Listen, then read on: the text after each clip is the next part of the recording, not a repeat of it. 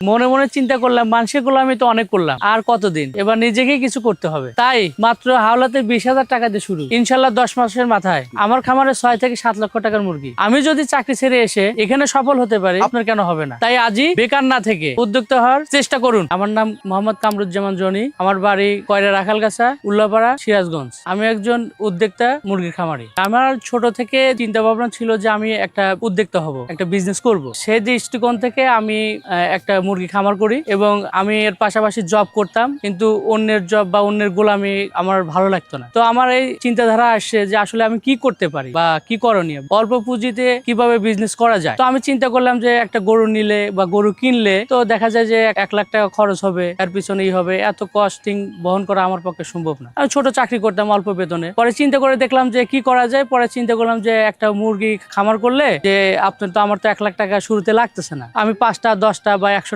দেখে শুরু করতে পারি। তো সেই দৃষ্টিকোণ থেকে আমি মুরগি খামার করি। যে আমি যখন চাকরি ছাড়লাম তখন আমি চিন্তা করলাম যে আমি একটা মুরগি খামার করব। তো আমি আমার পরিবারের সাথে কথা বললাম, তো ওনারা ওই পরিমাণে আমাকে একটা সাপোর্ট দিতে ওনার অক্ষমতা একটা প্রকাশ করলেন। তখন আমি চিন্তা করলাম যে না, আমি একটা কিছু করব, বেকার থাকবো না। তখন সেই দৃষ্টিকোণ থেকে আমি অনেকজনের হেল্প নেওয়ার চেষ্টা করি এবং আমার এক কাছের ভাই যে আমি একটা মুরগি খামার করতে চাই, ছোট বিষয় দিয়ে শুরু করবো আর কি। তো ওনাকে অনেক কিছু বোঝানোর পরে উনি আমার বিষয়টা বুঝতে পারলেন। তো উনি আমাকে প্রাথমিক অবস্থায় 20,000 টাকা আমাকে হাওলাত দেয়। তো আমি টাকাটা সংগ্রহ করার পরে আমি একটা চিন্তা করলাম যে আসলে আমি 5টা কি 10টা একটা মুরগি কিনবো, মানে কোথা থেকে কিনবো, কিভাবে কিনবো। আমি পরে ইউটিউব থেকে অনেক খোঁজাখুঁজি করলাম, অনেক ইউটিউব দেখলাম এবং আরো আমার আশেপাশে যাদের খামার ছিল তাদের সাথে আমি কথা বললাম, ওনারা আমাকে অনেক হেল্প করলেন। তারপরে আমি কিছু মুরগি সংগ্রহ করলাম এবং জিরো বাচ্চা থেকে শুরু করছি।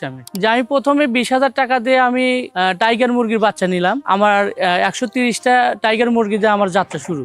যে আমি আমার আশেপাশে যে খামারগুলি ছিল তাদের সাথে আমি কথা বললাম যে আমি এই জিরো লেভেলের বাচ্চাটা কিভাবে ব্রুডিং করব, কি মেডিসিনটা একে দিলে সুস্থ থাকবে। তো বড় ভাইরা আমাকে অনেক হেল্প করছে, ওনারা আমাকে বাচ্চা ব্রুডিং কিভাবে দিতে হবে এবং আপনার হচ্ছে কি মেডিসিন ইউজ করতে হবে, কখন কোন ভ্যাকসিনটা দিতে হবে, সেটা আমাকে স্টেপ বাই স্টেপ ওনারা আমাকে হেল্প করছে এবং বলে দিছে। এবং এর পাশাপাশি যখন আমি কোনো ধরনের সমস্যায় পড়ছি তখন আমার ডক্টরের সাথে কথা বলে সেই সমস্যাগুলি সমাধান করা হয়েছে। জি, এখন আমার ফার্মে 320টা মুরগি আছে, টাইগার ফার্মি 2টা মিলা, এবং আমার জিরো থেকে শুরু করে 40 দিন পর্যন্ত বাচ্চা, মানে 4টা ভ্যাকসিন এবং মেডিসিন কমপ্লিট করা বাচ্চা আমার টোটাল মুরগি মিলা আমার কাছে 1200 থেকে 1400 মুরগি আছে।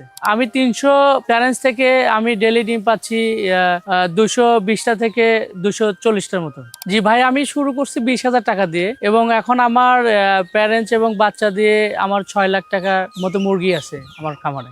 এখন আমি যেটা বুঝতে পারছি, মানে আমার যে মুরগির যে সাথে তো আমি সম্পর্কিত, আমি খামারের সাথে, এবং মুরগির চলাফেরা বা খাওয়া দাওয়া দেখে কিছু কিছু রোগ আমি নির্ণয় করতে পারি। যেমন ধরেন ঠান্ডা লাগলে অথবা মুরগির যদি একটু ঝিম ধরে আছে, লড়াচড়া কম করতেছে, খাচ্ছে কম, এই মেডিসিন গুলি আমি মোটামুটি বুঝতে পারি যে এই মেডিসিন দিলে এর সমস্যার সমাধান হচ্ছে ইনশাল্লাহ হয়ে যাচ্ছে। এটা হচ্ছে আমার ব্যক্তিগত এক্সপিরিয়েন্স। এবং এর থেকে বড় লেভেলের যেগুলো আছে, মুরগি অনেক সময় সবুজ পায়খানা করে বা অনেক সময় মুরগি অবস্থা অনেক খারাপ দিকে যাওয়ার এরকম লক্ষণ অনেক সময় দেখা যায়। এবং মুরগির যেগুলি প্যারেন্টস মুরগিগুলি অনেক সময় মাথার যে ঝুঁটিটা আছে, ঝুঁটির রং অনেক সময় চেঞ্জ হয়। এগুলি লক্ষণগুলি দেখে যখন আমি নির্ণয় করতে না পারি তখন আমার ডক্টর আছে, ওনার সাথে কথা বলি। অনেক সময় উনি আসে আমার খামারে, আসে দেখে উনি প্রেসক্রিপশন করে দেয় বা মেডিসিন সাজেস্ট করে যে এটা আপনি করেন। আমি তখন সেই মেডিসিনগুলি ইউজ করি। আপনার বাড়িতে যদি কোনো বোন মুরগি পালতে চায় বা অনেকজন পালন করতেছে, দেশি মুরগি ছাড়ে পালন করে, এটাও ছাড়ে পালন করবে, এটাতে কোনো সমস্যা নাই। এবং কোনো বোন যদি করতে চায় বা বিবাহিত হয়েছে স্বামীর বাড়ি গিয়েও করতে চায়, অনেক মা করতে চায়, সে 5টা 10টা 20টা বা যার জায়গার ক্যাপাসিটি বেশি আছে সে আরো বাড়াইতে পারে, 100টা 200টা করতে পারে এবং বড় খামারিরাও এটা করতে পারে। সে দেশি মুরগি থেকে এটার আরেকটা সুবিধা হচ্ছে, দেশি মুরগি থেকে এটার সাইজটা বড় হয়, মাংসটা বেশি হয়। যেমন একটা টাইগার মুরগি 5 থেকে 6 কেজি ওয়েট হয়। দেশি মুরগি কিন্তু আপনি দেখেন সচরাচর আপনার 1 থেকে 1.5 কেজির উপরে কিন্তু যাচ্ছে না। বাজারে এর ডিমের চাহিদাও বেশি এবং এর মাংস চাহিদা আরো বেশি।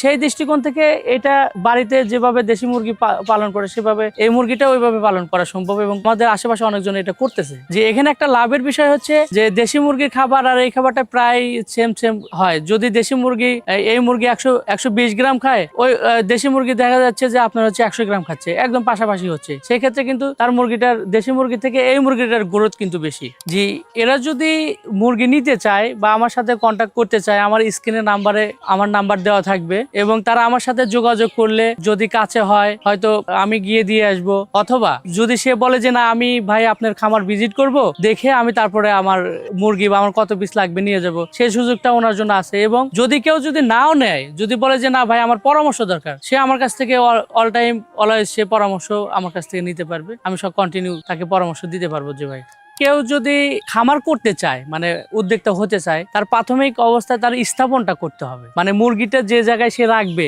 একটা শেড তৈরি করতে হবে। এখন হোক তার 100টা, হোক তার 200 বা 300, একটা স্ট্যান্ডার্ড একটা মাপ আছে, সেই অনুযায়ী সে করতে পারবে। সে প্রাথমিক অবস্থায় আমি মনে করি যে সে বেশি করে একবারে করলে লসের দিকেও সে আসতে পারে। দুপ করে বুঝবে না, উনি একটা বিপদে পড়তে পারে। অনেক সময় না বুঝলে মুরগিটা মারাও যাবে, ঠান্ডা লাগছে বুঝতেছে না, বা একটা ভাইরাস আক্রমণ করছে উনি বুঝতে পারতেছে না, তখন এটা মারা যাবে। তবে আমি মনে করি শুরু থেকে সে অল্প থেকে শুরু করুক, ধরেন 100টা বা 50টা বা 30টা বা 20টা অথবা 200টা, এরকম করে শুরু করলে সে আমি আশা করি যে আস্তে আস্তে উনি বুঝতেও পারবে বিষয়টা, যে আসলে আমার কখন কোনটা লাগবে না লাগবে। এভাবে আস্তে আস্তে তার এক্সপিরিয়েন্স বাড়বে এবং সে ভবিষ্যতে আরো বড় কিছু তার প্ল্যান প্রোগ্রাম করে সাজায় সে করতে পারবে। জি ভাই, আপনার কোনো উদ্যোক্তা আগে মুরগি পালন করতে গেলে অবশ্যই তার ঘরের প্রয়োজন। এই ঘরের একটা স্ট্যান্ডার্ড মাপ আছে, উনি চাইলে আমার স্ক্রিনে নাম্বার দেওয়া থাকবে, আমার সাথে যোগাযোগ করবে, আমি তাকে সাজেস্ট করবো যে ভাই কত ঘর লাগবে, কিভাবে লাগবে আমি বলে দেবো। যদি আপনি অলওয়েজ যদি বলেন যে না ভাই আমার এখানে এসে সার্ভিস দিতে হবে, আমি সেটাও দেবো। আপনার কন্টিনিউ আমার সাথে যোগাযোগ করবেন, যে যখন যে সমস্যা পড়বেন, কোনো মেডিসিনের কোনো সমস্যা হইলে বা কোনো মুরগির কখন কি অবস্থার মধ্যে আছে আপনি বুঝতেছেন না, আমাকে